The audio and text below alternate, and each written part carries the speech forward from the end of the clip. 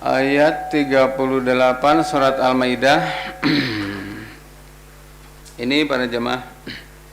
Bismillahirrahmanirrahim. Qala Allah Ta'ala was-sariqu was-sariqatu faqta'u aydiyahuma jazaa'an bima kasaba nakalan minallah wallahu azizun hakim. Dan terhadap pencuri laki-laki dan pencuri perempuan, potonglah tangan mereka sebagai balasan dari perbuatan mereka, sebagai hukuman dari Allah. Dan Allah Maha Agung serta Maha Bijaksana. Sini para jemaah.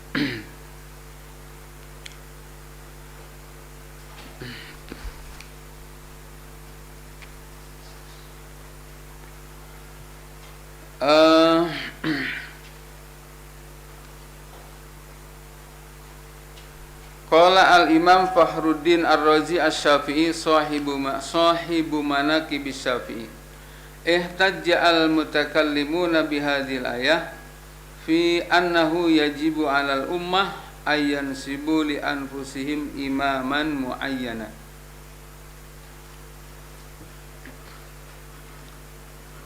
Para mutakallimin itu mengomentari ayat ini, surat Al-Maidah ayat 38, bahwa menjadi kewajiban bagi umat untuk mengangkat imam yang muayyan.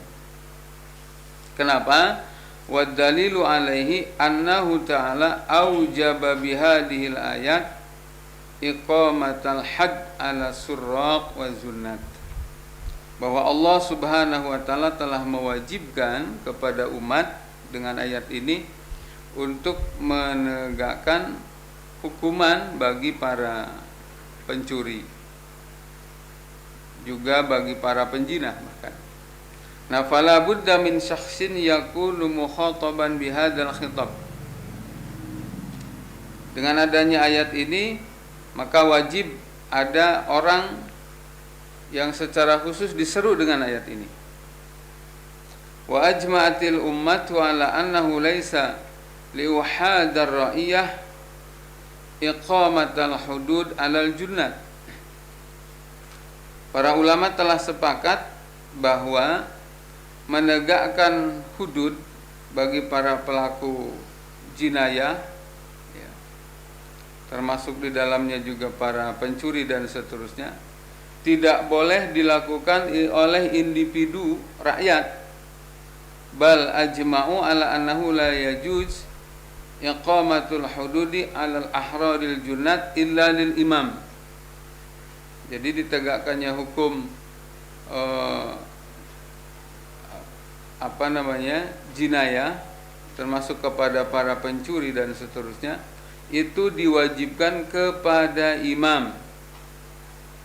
Falamma kana hadza taklifu taklifan jaziman, maka ketika tuntutan ini adalah tuntutan wajib, wala yumkinu al-khuruju an uhdati hadza taklif illa inda wujudil imam, dan tidak mungkin keluar dari tuntutan yang wajib ini kecuali ketika adanya imam.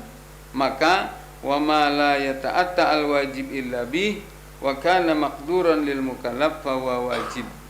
Satu kewajiban yang tidak akan bisa dilaksanakan kecuali dengan perkara lain, maka perkara lain itu menjadi wajib. Jadi memberikan hukum kepada para pencuri, kepada para pembunuh, penjinah dan sebagainya, itu tuntutannya taklifan jaziman, tuntutan wajib. Wajib. Bukan mubah sehingga boleh diganti dengan yang lain, tidak. Tapi Imam Fakhruddin mengatakan bahwa itu tidak boleh dilakukan oleh individu rakyat. Wajib dilakukan oleh imam. Imam yang dimaksud di sini adalah khalifah. Dengan demikian maka demi untuk melaksanakan seruan ayat ini, yang mana ayat ini tidak bisa ditunaikan tanpa adanya khalifah, tanpa adanya imam a'dham, maka mengangkat imam a'dham, mengangkat adanya khalifah menjadi wajib hukumnya.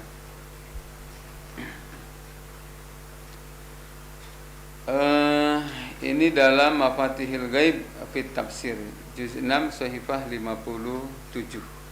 Jadi para jamaah yang dirahmati Allah Subhanahu wa taala, ketika kewajiban ini dianggap mustahil, kewajiban menegakkan adanya khilafah itu dianggap mustahil, maka memustahilkan pula ayat ini untuk ditegakkan. Bahwa kalau dikatakan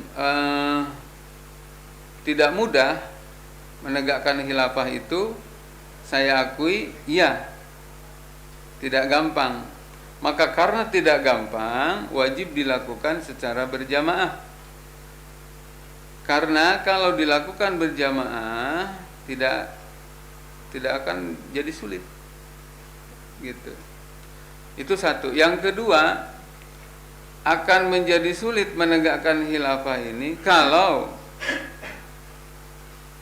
cara menempuh itu tidak mengikuti Rasulullah Sallallahu Alaihi Wasallam. Padahal para jamaah yang dirahmati Allah, sebagaimana Nabi Sallallahu Alaihi Wasallam mengajarkan bagaimana kita berwudu, bagaimana kita sholat, bagaimana kita puasa dan seterusnya, maka Nabi pun mengajarkan bagaimana proses tahapan demi tahapan untuk mendirikan khilafah itu, untuk mendirikan imamah kubro itu. Gak mungkin Rasulullah mengajari tentang wudu itu wajib, caranya seperti ini. Sholat itu wajib, caranya seperti ini. Imamah khilafah itu wajib, caranya terus gak dikasih tahu, atau diberikan kebebasan orang untuk membuat sendiri-sendiri. Gak mungkin.